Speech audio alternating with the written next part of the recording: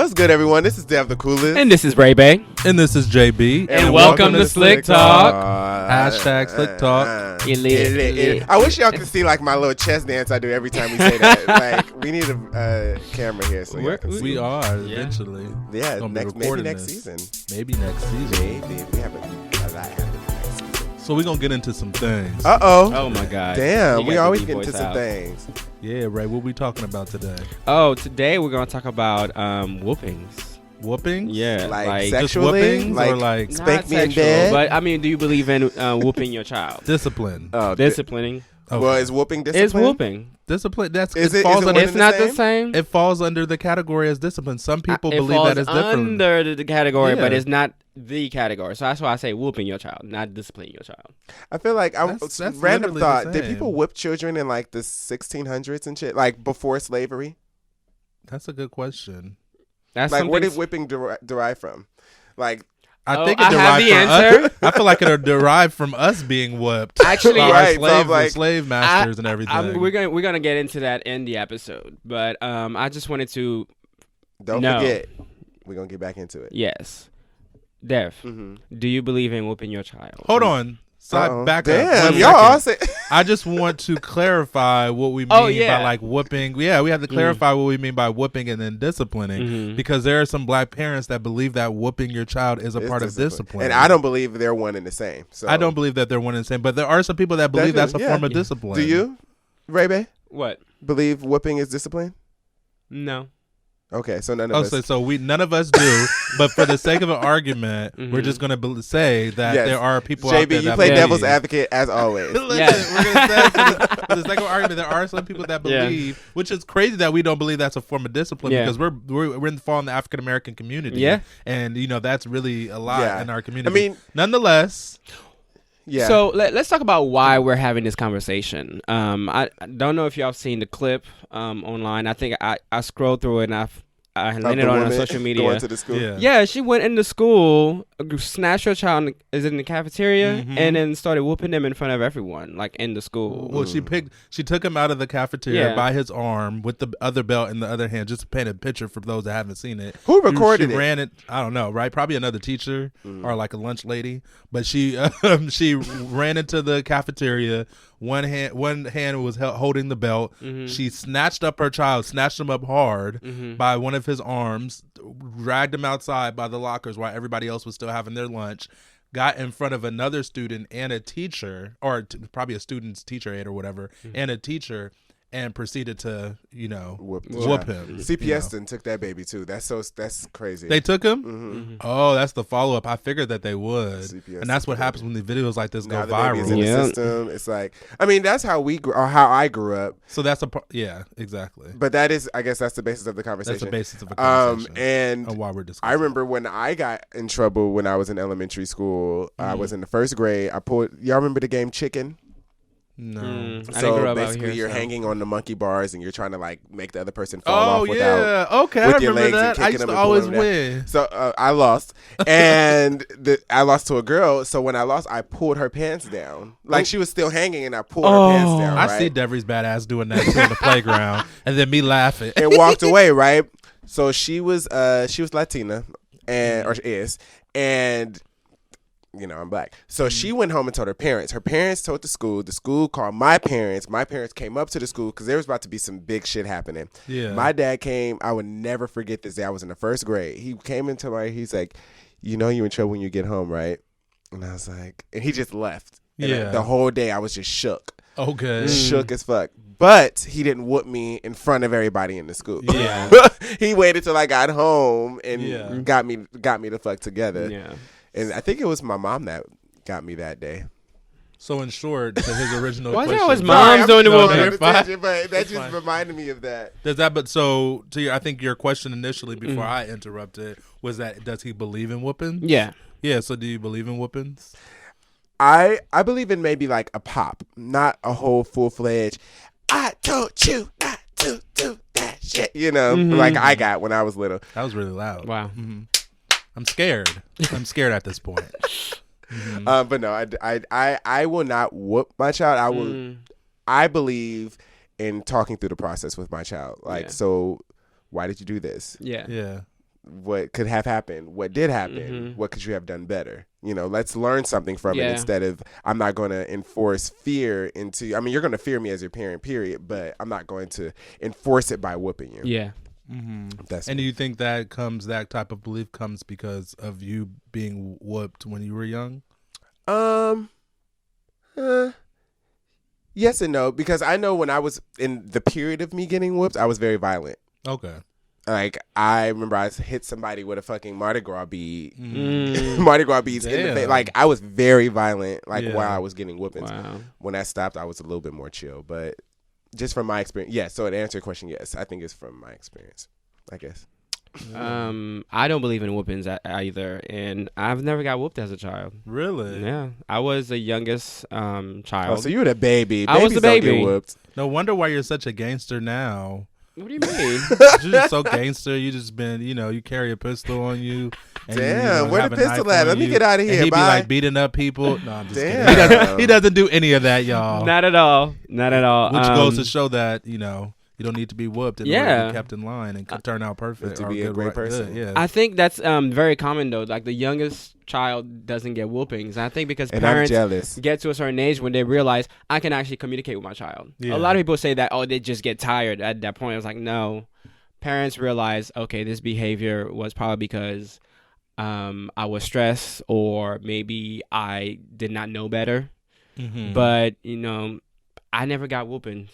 Well, shout out to the oldest children like me. Right. Because we the ones that got to deal with the brother shit. Because, baby, my brother and sister didn't get nearly half of what I got. So definitely I will not be whooping my child. I believe in communicating with your child, giving them agency, making them understand. That's a good way to instill morals. And also realize that sometimes children, they're going through things that can't explain or express. Because they don't have the words. Hormones, they're growing. I want to say something that has nothing to do with it. Keep going, but you just made me think of something. Yeah, so, and I believe that we should just really be patient and everything can be discussed and for them to understand it. Because if we're just whooping kids without telling them what's going on and just make them fear it, right? It's only going to last so long because, we're curious beings. And so what about making you understand and whooping your ass? Well, that's what I got. Can you whoop the ass and then sit them down and say, "Now you know why I did that"? No, I got talked to before I got whooped. I don't want my child to grow up with the fear-based mentality. So I would not do that to my child. No. Okay. So all conversations. And there could be disciplines. There could be, there's other ways to discipline a child without whooping them because, when you look at there's a lot of studies that shown like some whoopings don't really work.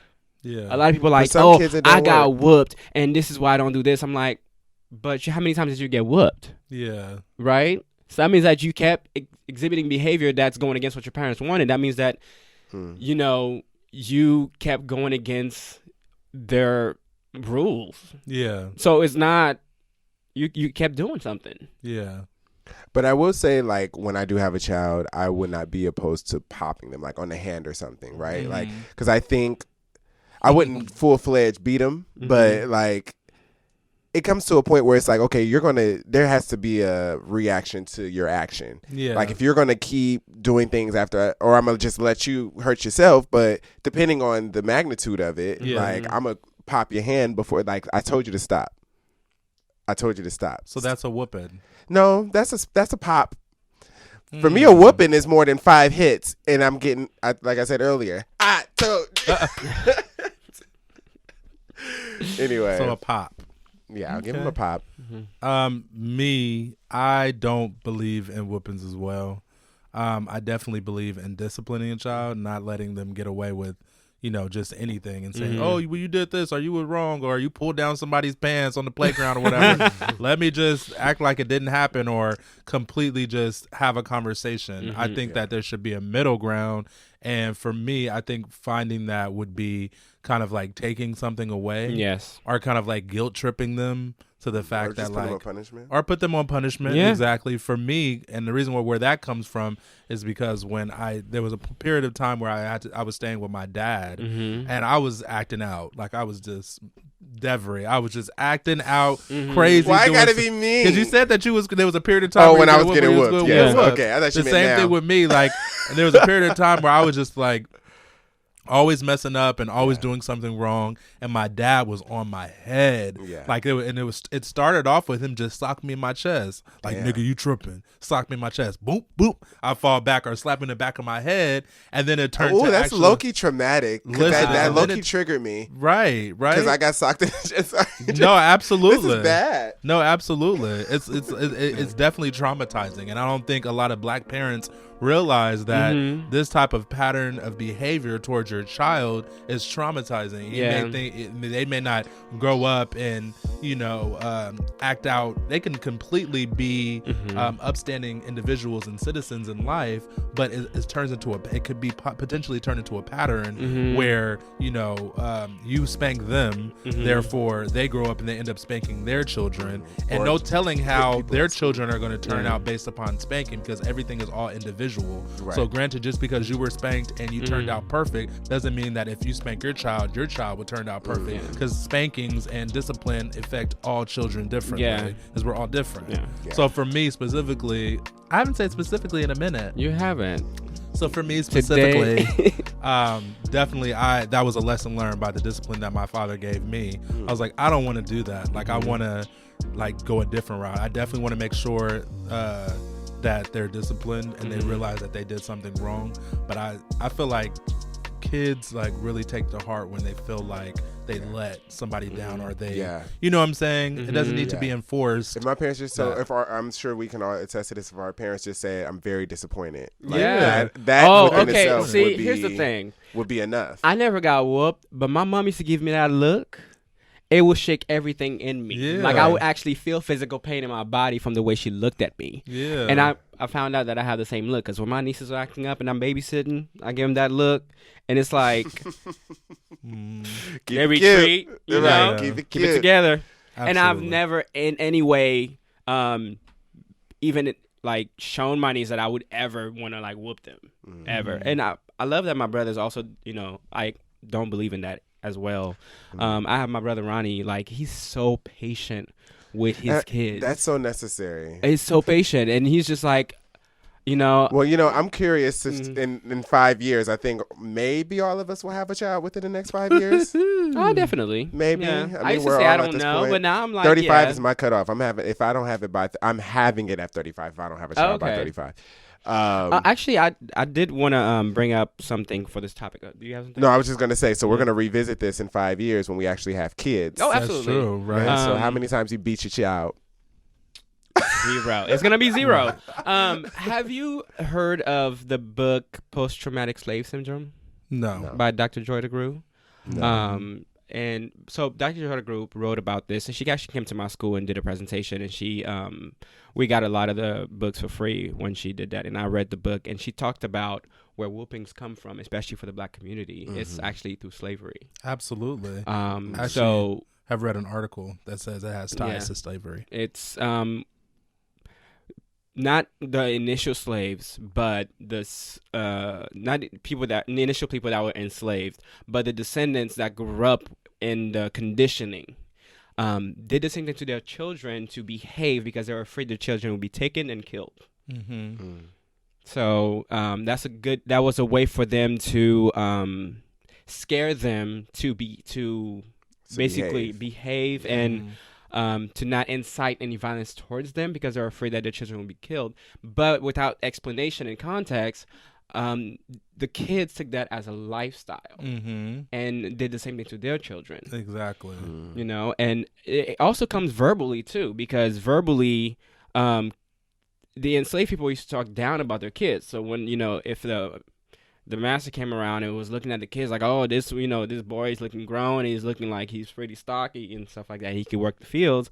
The They'll try the to diminish the moms would boy's like character. you bring him down. It's like, oh, but he's too lazy. He's he's this and Just to that, say, and he's not intelligent. He's gonna mess up your whole production. But they were trying to protect them. Yes, but they were protecting them, but without giving that context, Right. they just thought that they were not, good enough. good enough. Mhm. Yeah. And they grew up with that mentality, and also the same verbal abuse. They deep. projected it, so it That's became so deep. generational trauma. Yeah.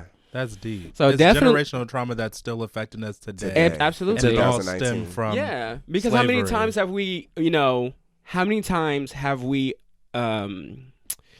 accomplished something, and somebody recognizes it that is like amazing, it's a milestone, but your parents still like, yes, but he's still this and this and this to get my nerves, Absolutely, a lot of times. I know a lot of people can identify with that, so I would definitely suggest we pick up that book and read it, because the next Can you generation. say the name of the book again? Post-traumatic slave syndrome. Post-traumatic Slave syndrome by Dr. Joy DeGruy. Come on, Joy.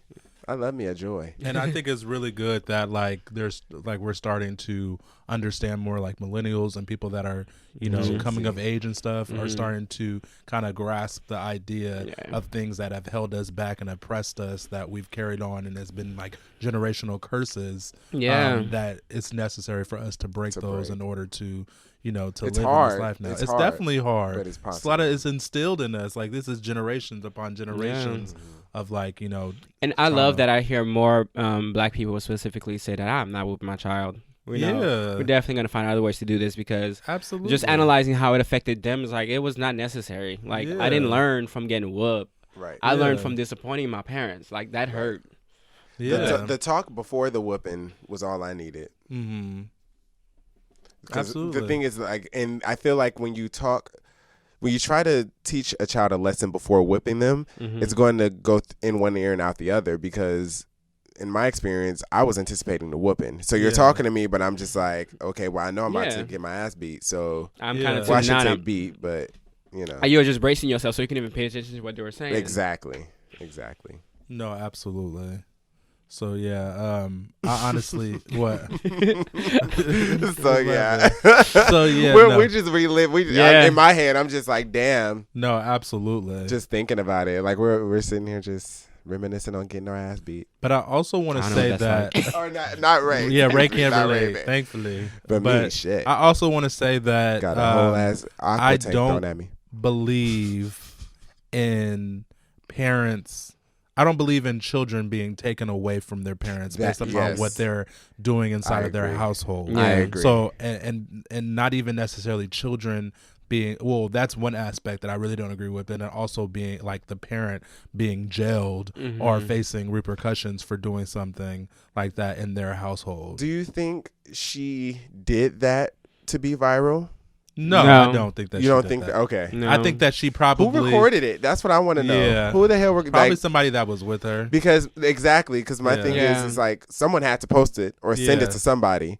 And I don't know. She did that to be viral. She's stupid because, like, we've she's very stupid. I mean, a lot of people are stupid because a lot of people do stupid shit to be viral. But it's just like literally there's been examples of people doing bullshit and getting caught online and literally going to jail, or, their kids being taken. But like the mother had to, that. there was another situation where the mother was smoking a blunt in front of her child. Oh, yeah. And they, and took then her they to jail. seen that it went viral and they ended up taking her child. Well, yeah, it took her child and then she had to go to jail, but they let her out or whatever.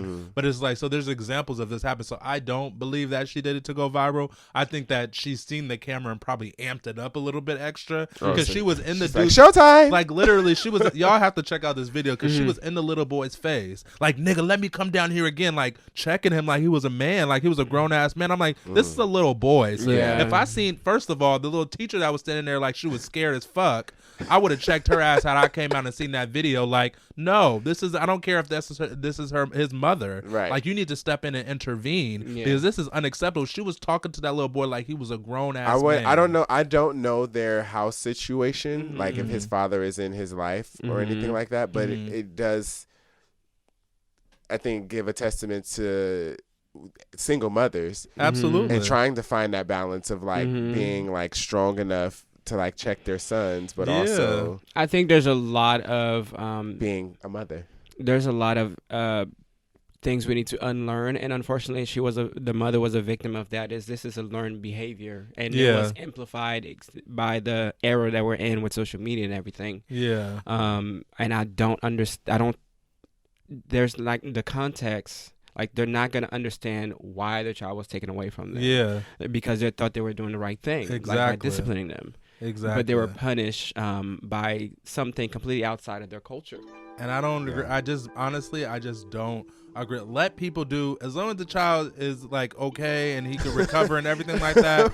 Let people do, because this has been going on for years. But I've been going on back in the day in the 70s and 80s and stuff. Also, do it at home though. Do it at home. Don't make it a spectacle. That's a great point. Do it the fuck at home. Do it at home. We would do shit in I feel differently about that. Do it. If you're gonna if you're gonna do it. Yeah, if you're gonna do it. Because there's some people that believe in it and are gonna continue doing it. The three of us don't believe in it. Yeah. We're gonna do it. But my thing is, it's like, excuse me, I'm sorry. If you're like in a store, and your child is acting out, like, don't beat them in the store. Yeah. Like, all right, wait till we get home. Absolutely. Here's the thing. You know. If you're going to do it. If you're going to do it. I don't agree with that, because we're promoting that people still do traumatic things to kids behind doors, and that's okay. Well, we're not promoting I'm not saying it's okay. We're saying that it's going to happen either way. It's going to happen. People are going to do what the fuck they want to do regardless. Whatever they want to do. I'm saying, if you're going to do it, wait till you get home. Don't make it a spectacle. Well, then there's also not going to be a teachable moment for everyone about that. I think that everybody really needs to like understand that these things happen for a reason. We need to look at this situation and see what she looked like on camera. She looked like she was pretty much letting all her. But that still doesn't change anybody's behavior or switch people from thinking or doing something different. People are going to do what they want to do no matter what. I think there's a different way that the system could treat the situation, and I think this is a teachable moment. Also, like, this is an opportunity to provide, again, we need mental health a component to it, and also make the parent understand how this affects their child. Absolutely. And I think sometimes parents can be very egotistical in thinking what's best for their child, but then realize somebody didn't know what was best for you. Yeah. So, and I also think too, in another part of this whole story and this whole conversation is that it's really necessary for Black fathers to stay present in their families' lives and their child's lives. Yeah. And I get it. We're being I totally get it. Yeah. We're being murdered. We're the highest population in the prison. You know, there's a lot of different factors that are taking us out of the household. I totally get that. I'm not neglecting Section that. 8. Yeah, Section 8. I totally get that. But on the same time, if we know this, the narrative in our just daily lives and reality is that the Black man literally has to do everything they can do to make sure they stay present. And that's not to say there are not Black men that No, that's not to say. There's definitely a lot of examples. Yeah. There's a lot of great examples of the Black man sticking around. But we need more of it. But it needs more because, you know, literally, you know, I mean, I love a Black woman, the Black mom, a single Black mom. I love it. But she can't do it by herself. And not only, even if she was, I don't think it holds as much weight when there's a heterosexual couple and there's a mom and a dad and the mom is the disciplinary.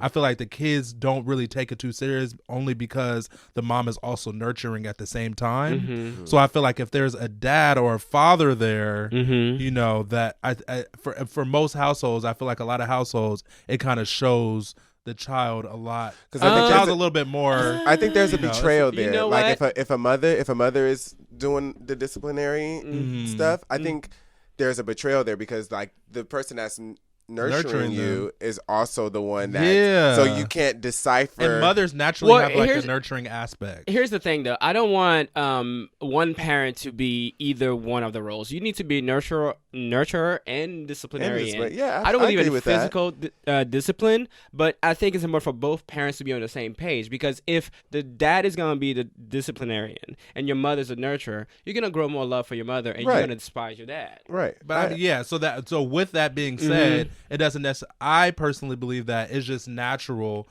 for a mother and a father to take on those roles. So with me saying that I believe that the father should be the disciplinary of the household, that doesn't necessarily take away from the fact that I also think that he should be nurturing as well. But when it comes to a mother thing, I think they're naturally nurturing. So for them to hold the balance between being disciplinary and a nurturing, I feel like it can confuse a child, just like Dever was saying to Dev's point. Like literally, you're supposed to be nurturing me, but at the same time, you're disciplinary as well. Because I felt the most betrayed when my mom like with me. I felt the most betrayed. Like I was like, here's the thing.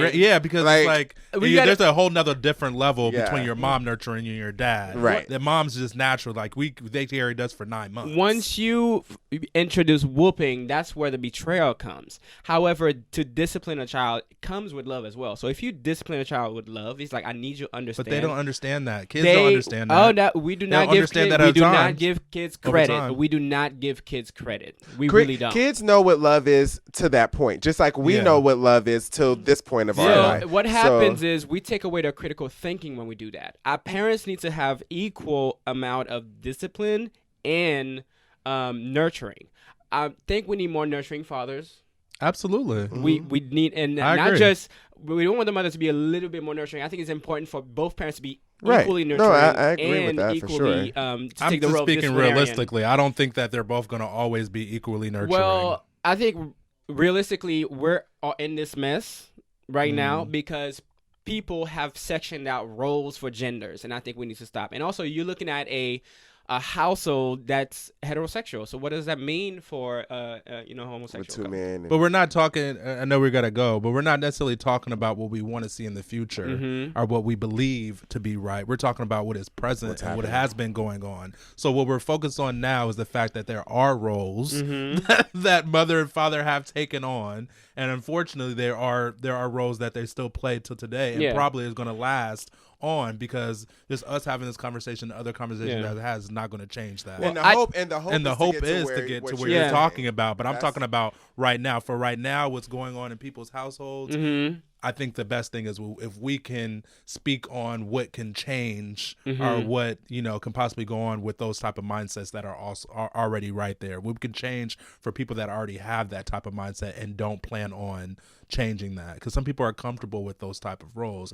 Who are we to say no, this is what it should be? Both of you guys should be equally nurturing. That's what they want to do. That's what y'all want to do. And it's not even, and with that being said, doesn't necessarily mean that the child is going to turn out even worse or better. And because it's, for those simple cases, there's been people that have gone off to go to college and become great human beings. There's also been people that have turned out to be pieces of shit. So I mean, it's all very individual based. It's literally all it's based on the individual at the bottom. I mean, well, I think I don't agree even with the notion this is where we're at, because I don't think any of us agree with it. Yeah, no. Okay, I get that, but I do understand, like, you want fathers to step up and also be disciplinarian, because we often see moms doing it. Yeah, I get it. Single black moms. However, how is that gonna? I don't think a child is gonna. I think it's gonna be more effective psychologically by seeing their father step up, but then when they step up, is to punish me. But I mean, that's up to the dad. It should be a balance. It's not only you just stepping up to punish me. In addition to you stepping up and punish me, it's also giving me accolades and encouraging me and giving me all this positive feedback as well when I do well. There should definitely, I mean, obviously the love and support and encouragement should outweigh the disciplinary. But I mean, to me personally, I feel like that's when the dad is the lead focus of, if I'm just going based upon what I grew up and seeing, not saying that it's right, but what I grew up and seeing, and I know is probably going to continue on, is the mom, if there's a father and a mother household, the mom's like, go ahead and handle that, especially if it's a son. She's telling the dad to go ahead and talk to the son and get him right or do what needs to be done to make sure he doesn't do this shit over again. So that's what I'm not saying that is right. I'm not saying that there should be more of a disciplinary than support and love and encouragement and, showing affection and everything like that. I feel like the affection should definitely outweigh the discipline. But I mean, when it comes down to it, if a child fucks up, he's going to have to be disciplined. And when it comes from a mother, I'm just like, I don't know. And maybe that's speaking for my personal self because my mom wasn't a disciplinary. She didn't put her hands on me. She tried to, but sis could not do it. And I'm like, I love you for that. My dad, on the other hand, it was different. You know, so maybe it's just my personal experience and my take. I think the biggest takeaway from all of this is, one, do shit at home. If you're gonna do it at home. Don't record it. Don't beat your child though. You know, I think you can discipline your child without beating them. Exactly. But if you are going to discipline them physically, don't make it a spectacle. Is that do we agree with that? I mean, if they're he's going to disagree with it. It's like it's still kind of like. So I'm saying, but because people, like JB said earlier, people are going to do what they're going to do. Not that we're promoting it. We're saying that they should do it, but they're going to do it. So if you're going to do it, now this is me, I would say, don't beat your child. Yeah. Maybe give them a pop, a whoop, maybe 3 hits at most, and do it at home. Yeah. That's it. Okay. But the ideal thing would be to not do it at all. Oh, well, definitely not post it on social media. Right. Don't post on. Don't send it to your sister and your auntie and your cousin and everybody else. Yeah, because I mean, what is happening right there? I mean, I could see why your child got taken into the system because. Damn. Yeah. I mean, because it's out there, but.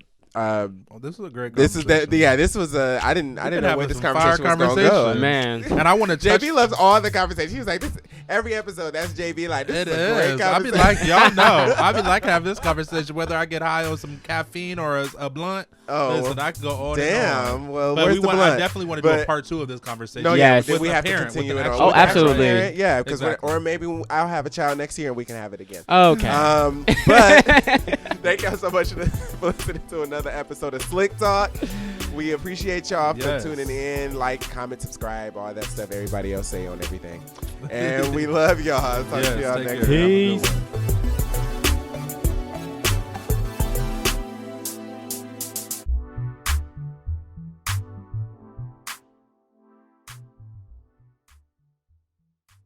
This episode of Slick Talk was brought to you in part by Nexus Recording Studio, where the Bay records. Are you looking to do your own podcast, your own EP, your own mixtape? Check them out. It's in Oakland, California. That's where we record. And it's amazing. And it's amazing. And it's amazing. And it's amazing.